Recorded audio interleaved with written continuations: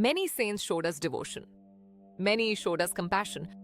But one sage gave humanity something rare, a complete method to master the human mind. That sage is Saint Patanjali.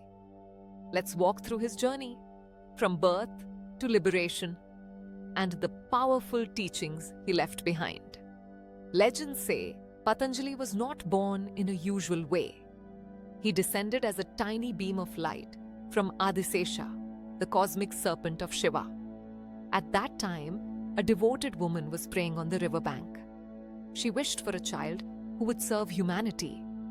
That beam of light landed in her palms, and the child she held became Patanjali. He grew up different from others. He rarely spoke. He spent more time watching people than talking to them. He saw that people suffered not because life was cruel, but because their mind was noisy, restless, confused.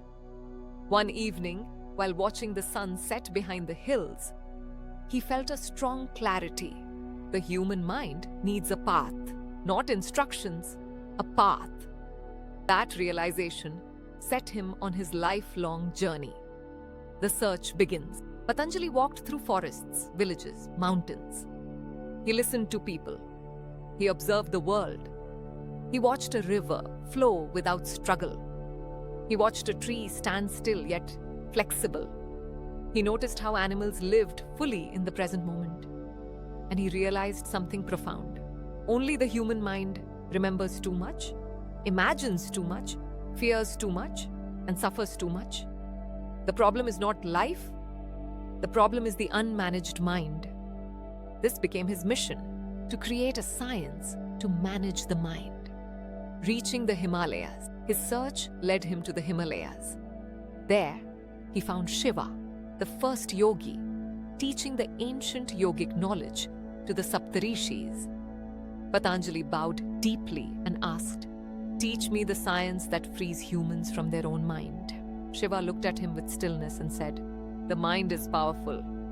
If controlled, it becomes your greatest ally. If uncontrolled, it becomes your greatest enemy. Take this knowledge and give structure to it, so every human being can rise." With that blessing, Patanjali received the inner science of yoga, not physical stretches, but the technology of consciousness. Patanjali begins his work. He chose a quiet spot surrounded by trees. He sat down, closed his eyes, and entered deep stillness.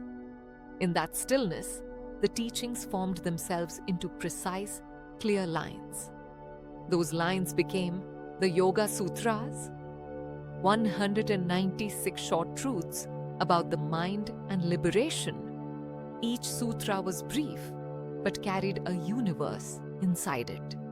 Let's walk through the essence of his teachings as part of his life story. The heart of Patanjali's teachings. 1. Yoga is the stilling of the mind. He says the mind is like water. When disturbed, it distorts everything. When calm, it reflects truth. He taught that real yoga is not about twisting the body, but about quieting the waves of the mind. 2. Practice and letting go. He said mastery comes only through two things: practice, daily, steady, honest. Letting go, releasing everything that disturbs your clarity. Together, they clean the mind like sunlight cleans a dark room. 3.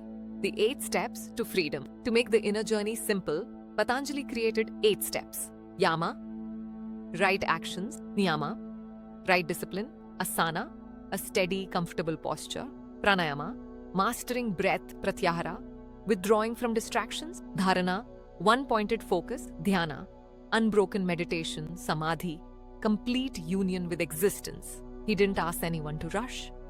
He simply said, take one step today, one more tomorrow. The path will unfold. 4.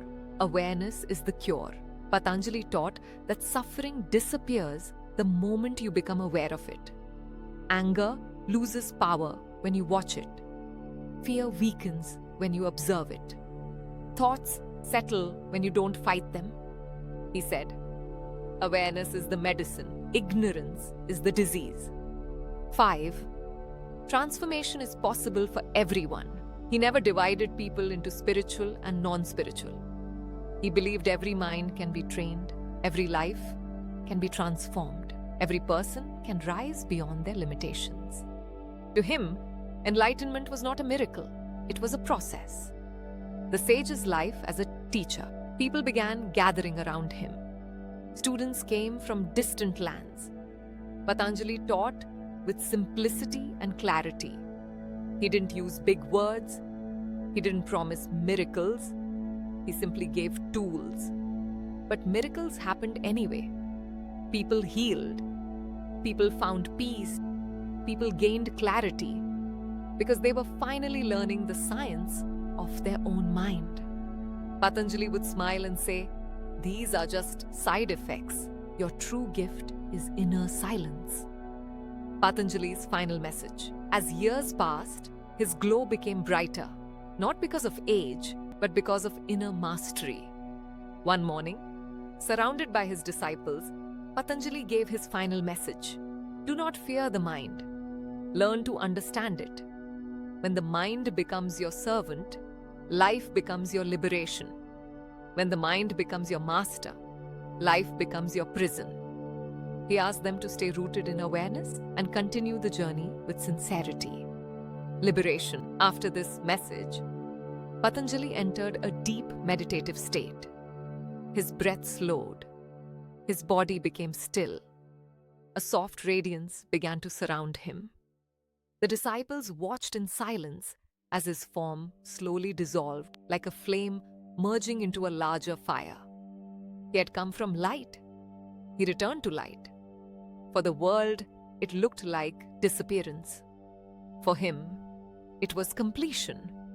Closing words. Saint Patanjali gave humanity not a religion, not a belief, but a method, a way to understand the mind and free oneself.